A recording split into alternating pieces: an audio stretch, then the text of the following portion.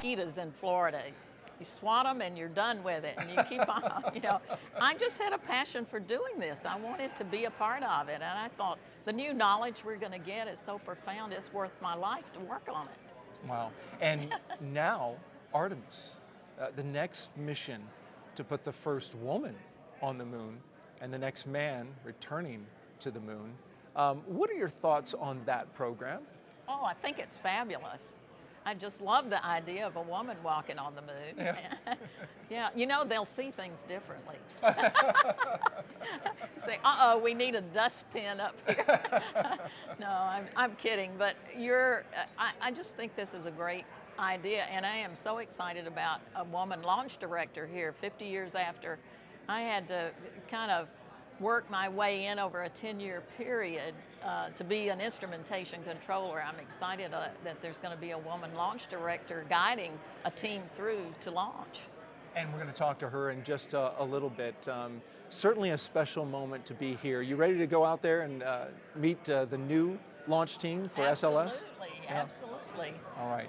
Joanne Morgan, thank you so much for sharing this moment with us and sharing your experiences for Apollo 11. Well, it's great to be here. All right, thank you, Joanne. Now, in just a few minutes, as she mentioned, we will talk to another female in the firing room, and today she's in charge. But right now, we are just a few minutes away from the exact second when Apollo 11 launched from pad 39A 50 years ago today. Joining us now live from the pad is Kennedy Space Center Director Bob Cabana, who is live with Apollo 11 astronaut Michael Collins on a nice warm summer day. Bob, it must be pretty special to be out there right now.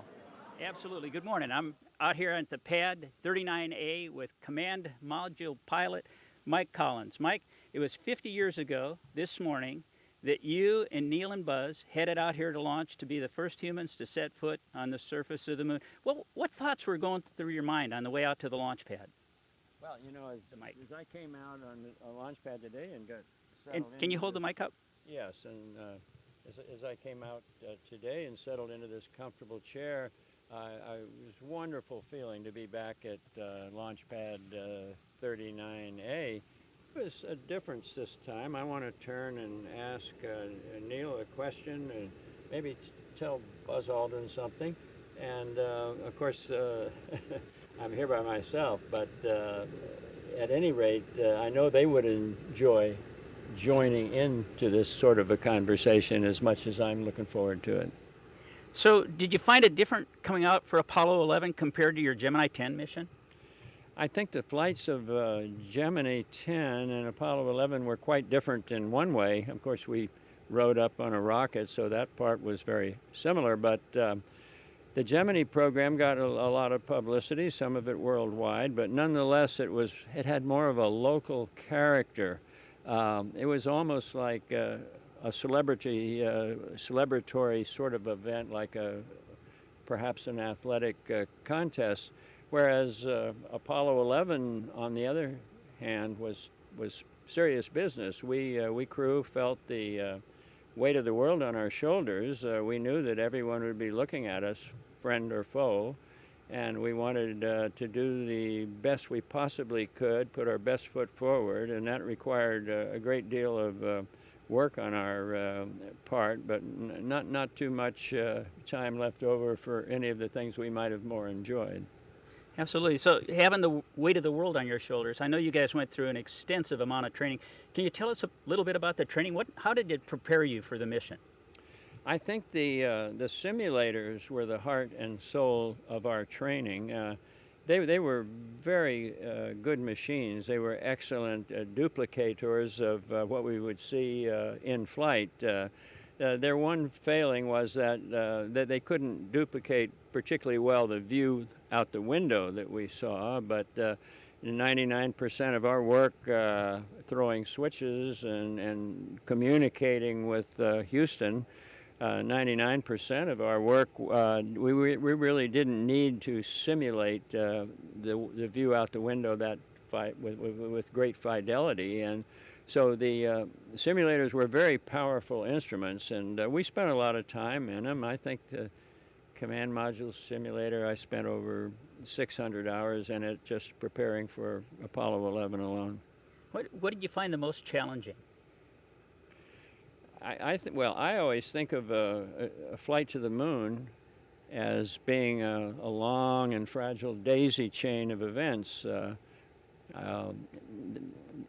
Links in that chain, certain finite points along the route have names for them, like is going faster than escape velocity and slowing down into lunar orbit and so forth. But the point is, no matter how well things are going for you, you can't just relax and pat yourself on the back and say, well, isn't this wonderful? You have to say, okay, I got 17 down. What's number 18 coming up here? I better get on the ball and worry about it. So for me, at least, maybe it might have been different for someone else, but for me, at least, the flight was a question of being under tension, worrying about what's coming next and what do I have to do now to keep this daisy chain intact.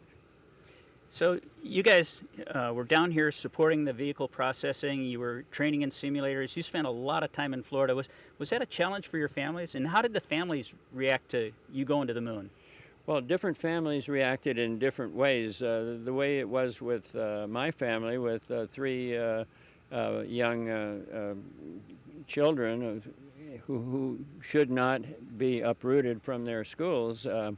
My wife Pat stayed in Houston, and I was by myself here. Some crews imported their family from Texas to Florida, and that worked out well for them. But we used a different system, and it worked out very well for us. So we had a chance to visit crew quarters this morning, and we were in the dining room and the rooms where you stayed and the suit room and everything. Did it bring back any memories? How long were you in quarantine before the flight? You know, I don't know how long we were in quarantine before the flight. Quarantine was sort of a bureaucratic stamp that had been put on some piece of paper. It didn't really change too much our normal training and I think we were in quarantine maybe 2 weeks, but if there's a historian out there, I'm sure that he or she will correct that number. Did you get a chance to see an Apollo Saturn V launch prior to yours? Yes, I did see. I saw not an Apollo Saturn, but I saw the first Saturn II launch, 501, and I will always remember it. We had pretty good seats for that. We were about, I'd say, between 2 and 3 miles away, which sounds like forever and a day, but when you're looking at a Saturn V, you certainly find out in a big hurry that you're pretty close to it. The thing ignites, it takes off, it's very, very quietly starts ascending, and you look out across the lagoon and you say, well, it's not a big deal. I've seen rockets go off before. And then it starts going up and picks up speed, going faster. It looks a little bit more impressive, but still nothing very exceptional. And then the shock wave from the rocket power hits you in the viscera. Your whole body is shaking. Your feet underneath you are shaking in the mud. And you think, my God, this is what they mean by power. This gives you an entirely different feeling, a different concept of what power really means. So you have to be there and have your belly shake before you can really evaluate a Saturn V. So did you get a chance to strap into the vehicle in practice before you actually launched? I mean, the first time you strapped in, that wasn't the first time. No, I don't think so. I think we'd been inside the vehicle quite a number of times. Going way back, our command module, 107, I had nursed it through the assembly process in California. And so it and I were old friends, and then I very graciously I invited Neil and Buzz to come aboard under certain circumstances that I was going to be the czar of the trio. But I invited them in, and then we had various exercises that prepared us to do our separate duties after launch. I think we're going to get a video here, and we're coming up on the exact time of launch, and let's take a look at this video that's coming up. We've accomplished a successful mission if we land men on the moon and return them safely. I believe that is the primary 20 mission, seconds and as counting. stated. T-minus 15 seconds. Guidance is internal.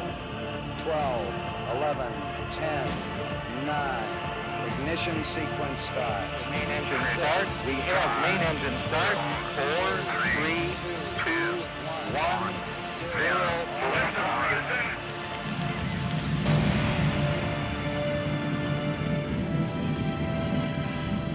Apollo 11 was about exploration, about taking risks for great rewards in science and engineering, about setting an ambitious goal before the world.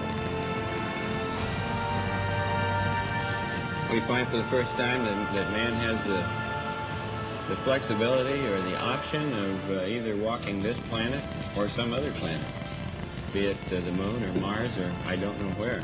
And I'm poorly equipped to evaluate where that may lead us to.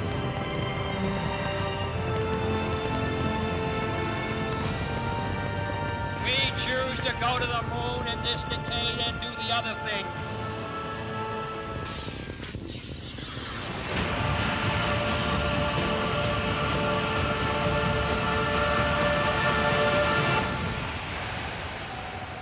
Perhaps the highlight for those of us in the LEM will probably be a successful touchdown. I really look forward to that the most this time. So, Mike, does that bring back any memories? You talked about what it was like watching a Saturn V launch. What did it feel like to ride that rocket? The feeling on board a Saturn V after engine ignition is quite different than what you might imagine. If you watch it from a distance, it makes a stately ascent, and you're quite aware of the gigantic power it is producing, 7.5 million pounds of thrust. But inside, it's a different situation. Inside, you're not worried about your power so much as you're worried about your steering. And you're suspended inside the cockpit, not too far away from that launch umbilical tower that's right off to one side. As you lift off, if there's any imbalance, it's compensated for by the swiveling of your motors below you. You have 5 engines down there. And as you ascend very slowly, majestically inside, it's a different situation. You feel jiggling left to right, and you're not quite sure whether those jiggles are as big or small as they should be, or how much closer they're going to put you to that launch umbilical tower, which you do not very much want to hit right that moment. So it's a totally different feeling at liftoff.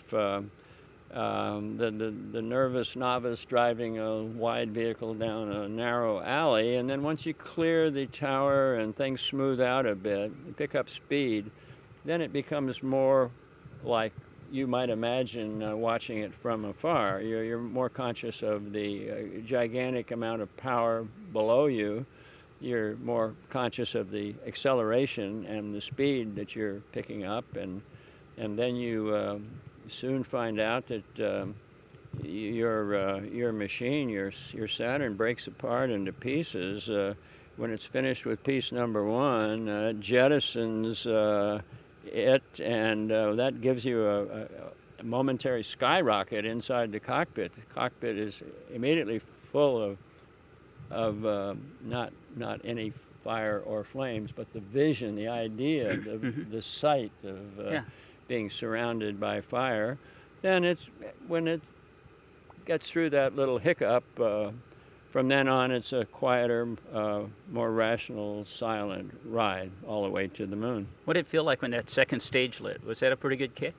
Second stage was a stage that we had worried about somewhat during its birth and genesis. they had some, the designers and the engineers had some difficulty with the second stage, and we were a little bit leery about how ready was this second stage for manned flight. Mm-hmm. But it was perfect, smooth as glass, much smoother than either the first or the third stage, and so it was our friend that day. Awesome. So at the end of that video, Neil was talking about being in the LEM down on the surface of the moon. And I know you've been asked this many times before, but I'm going to ask it again. What was it like being all alone up there in the command module while Neil and Buzz were down on the surface of the moon? You know, I was amazed that after the flight, well, by the way, we were locked up in quarantine after the flight with a huge colony of white mice because they were worried that we might have brought back some harmful pathogens from the moon, and they wanted to keep everything under observation. So I was always asked, wasn't I the loneliest person in the whole lonely history of the whole lonely solar system when I was by myself in that lonely orbit? And the answer was no. I felt fine. I'd been flying airplanes by myself. That was being aloft in a vehicle was no novelty. I trusted my surroundings. I was very happy to be where I was and to see this complicated mission unfold. But the time that I was by myself, I was perfectly enjoyable. I had hot coffee. I had music if I wanted it. Good old command module, Columbia had every facility that I needed, and it was plenty big, and I really enjoyed my time by myself instead of being terribly lonely. I was not one iota lonely. Did you ever enjoy, did you guys feel like every time you had comm with mission control, did you enjoy the breaks from that when you were on the side of the moon where they weren't able to talk to you? Yeah, I think it's kind of nice. You know, the trip around the moon at 60 miles above the surface, that was my altitude.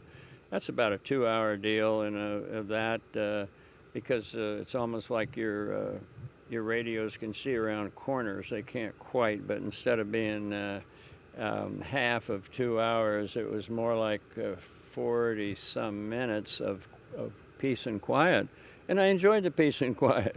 You know, mission control was our friends, our savior, our mentor.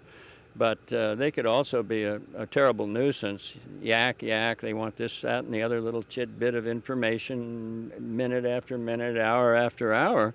So to have a peaceful period of solitude was far from being terrifying, was very pleasant, nice, easy, and I enjoyed it. So did you have the opportunity to fly again? Did you choose to fly again or not fly again? And would you have liked to have walked on the moon? You know, I was flying in a T-38 one time with my boss, Deke Slayton, between Houston and the Cape here, and he said, well, Mike, I want to plug you in. And in Deke's jargon, I called it the knit 2 purl 1. You went forward, ding, ding, on a backup crew, you popped up to a prime, ding, ding, and so forth. So what he was saying fundamentally was he was offering me, as I interpreted it, to be the commander of Apollo 17. And I said to him, well, listen, Deke, if this 11 doesn't work out, if we screw something up or something goes wrong, hey, I'm going to come back. You'll find me knocking on your door. But if everything goes like it's supposed to on Apollo 11, Deke, I'm out of here. And the reason I made that decision to leave was composed of various aspects, primarily involving the long interval. That would be another 3 years, I figured, in my life. 3 years of living in dingy motels in strange places, trying to learn new things, like once again. And I didn't find that too rosy a future. And the other thing was I was going to be separated from my family, and with young children and a wife who had been wonderful about supporting me all the way through, including up to and through Apollo 11, I would be asking her to go through that whole rigmarole one more time. And that didn't seem fair somehow. So I put all those things together and told Deke, hey, I'm out. I didn't say I'm out of here, but I forgot what I said exactly. But he understood. He didn't question it, and that's the way it was. Sure. I still think one of the very best books about the Apollo era was your book, Carrying the Fire. Is there any epilogue that you'd add to it today? Anything that you'd add to that original book? I don't know. I have to go back and reread it. I remember rereading it a few times after it was published. I think it was published in '74, something like that. And I like that interval between '69 and '74 because it gave me a few years to stop and think about things and what I wanted to say. And yet it was close enough that I hadn't quite lost the memory, the detailed memories of these various components of a flight to the moon. The addition to it, I think today, of course, there would be a number of additions that I would want to add. One would be the business of where do we go from here, and that's a fascinating question to pose, and I would address that if I were to do a retake of Carrying the Fire. So where do we go from here? That's a great lead-in. I'm a product of the Apollo generation, but we've got a lot of folks on planet Earth that weren't even alive back then, and we're trying to create the Artemis generation now as we return to the moon and try and get that first woman and next man on the moon in 2024. What do you think about our path forward? Well, I love the word Artemis, the twin of Apollo. I think that's a wonderful name. And more important than the name, it's a wonderful concept. I think women can do anything that men can do in space. Perhaps they can do it better. So I think Artemis, I like that. I like it. I like to roll it around in the tongue and turn it over and think about it. But I don't want to go back to the moon. I want to go direct to Mars. I call it the JFK Mars Express. John F. Kennedy gave us the Apollo Express, and that was a wonderful, a masterpiece of understatement, of succinct instructions. What Kennedy said helped us so much in our preparation for the first lunar landing. I cannot emphasize too much. Wherever we went, we would use Kennedy's name. You guys got to get busy here. You're lagging behind. You got to do this, that, and the other. You know, Kennedy said in the end of the decade, and I like to transfer that spirit from where we are to where we might go, and I would propose going direct to Mars. Under what I would call the JFK Mars Express. Now, having said that, I grant people who want to go back to the moon, I grant that they have a great deal of merit to their argument. And Neil Armstrong, who I consider to be a lot better engineer than I, thought that there were gaps in our knowledge and that we could fill those chinks by a return to the moon, and that would assist us mightily in our attempt to go to Mars. So, Ken Sabe. Yep. So, and we believe, you know, the faster we get to the moon, the faster we get to Mars as we develop those systems that we need to make that happen. You mentioned Neil. You know, I wish Buzz were with us today, but we've lost one of your crew permanently. What are your thoughts? Do you have any fond memories of Neil that you'd like to share? What do you think he'd have to say if he were here with us today?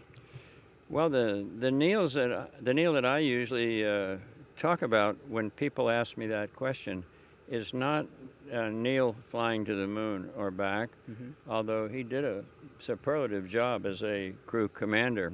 No complaints there. But what I think of is Neil, the spokesperson for 3 men who were privileged to go around the world after the flight of Apollo 11 and explain to the world what it was all about, or what Neil thought it was all about. And he was a masterful speaker. He was an introverted person in many ways. He didn't want to grab the microphone, but if he found the microphone thrust in front of him, he could use it to wonderful advantage. He was very intelligent.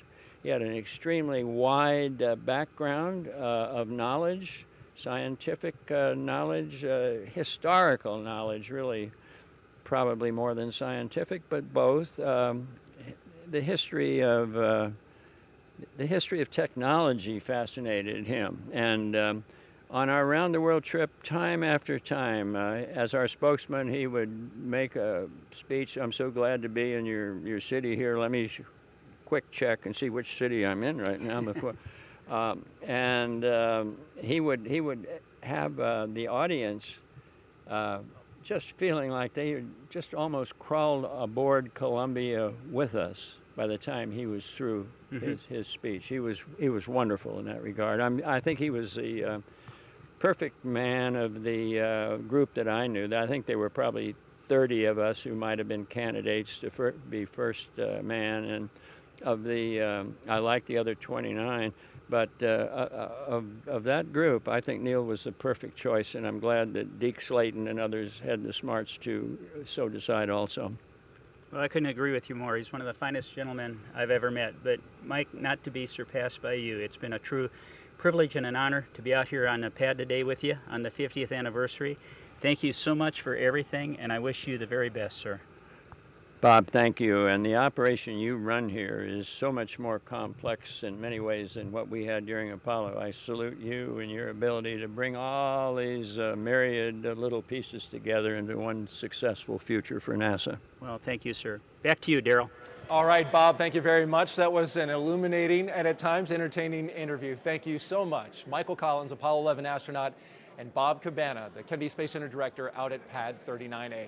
Well, welcome back here to the firing room 1. As you can see, the room has been filling with people.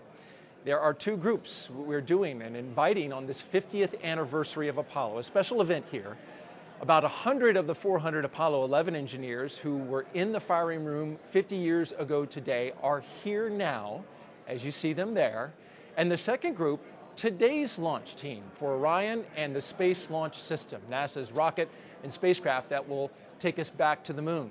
Leading that team is another woman, Charlie Blackwell Thompson, launch director for Exploration Ground Systems. Thanks for joining us. Oh, it's my pleasure to be here today.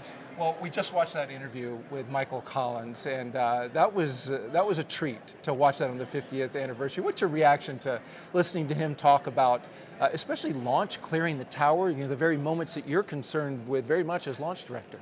Well, I mean, it was wonderful hearing him tell the story of those final moments of launch countdown. And I got to tell you, as I watched the video and we saw the time, the countdown, as a former test director in shuttle and a launch director for Artemis, I couldn't help but feel the goosebumps, come up on my arms as I saw those final seconds tick off the countdown clock in the video.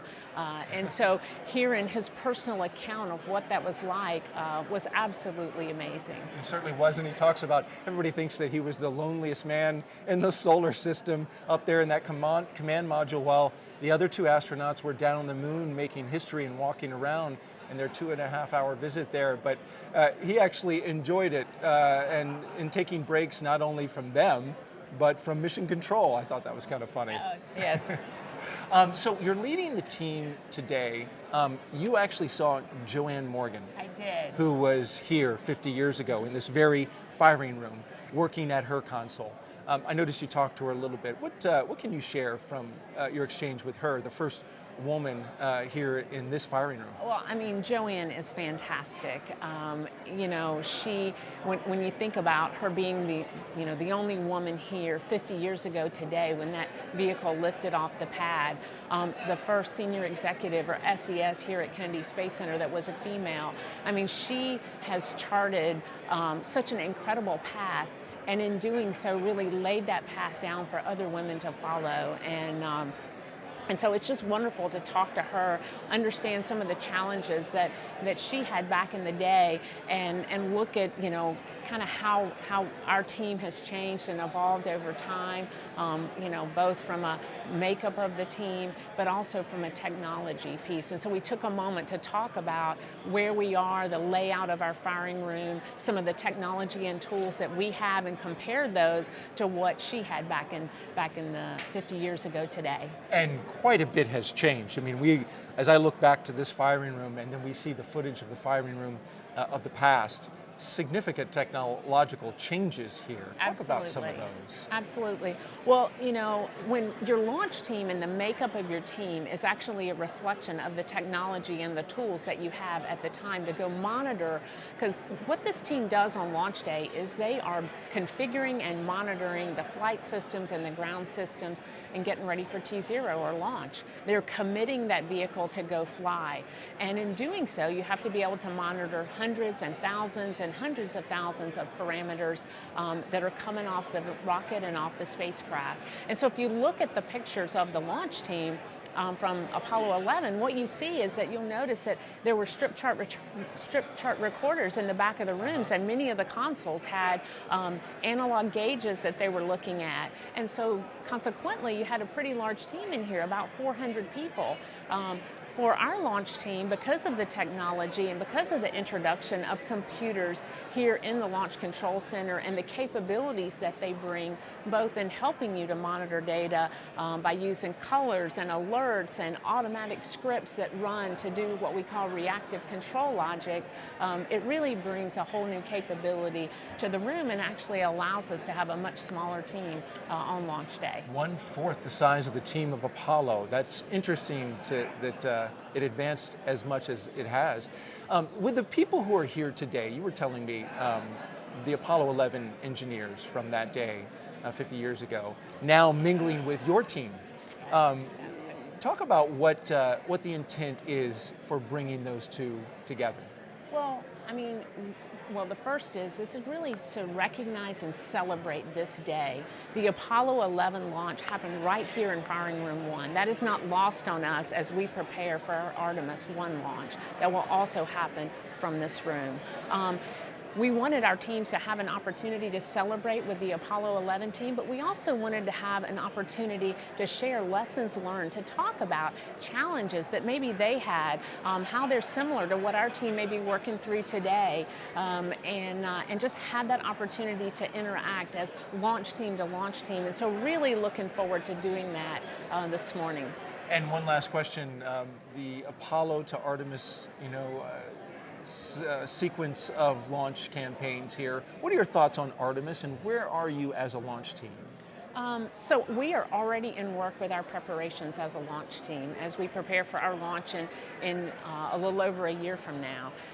We have been in the firing room, just last week, I'll say 2 weeks ago, we rolled the ML out to the pad. And as part of that rollout, we went through and we've been doing some of our launch capabilities, our launch tests, our IOP, our ignition overpressure and sound suppression test was a little over a week ago, where we go through and we test out that capability, make sure that we have it just right for when we start those engines or just prior to engine start and then at liftoff. A lot of water on the pad. A lot of water on the pad.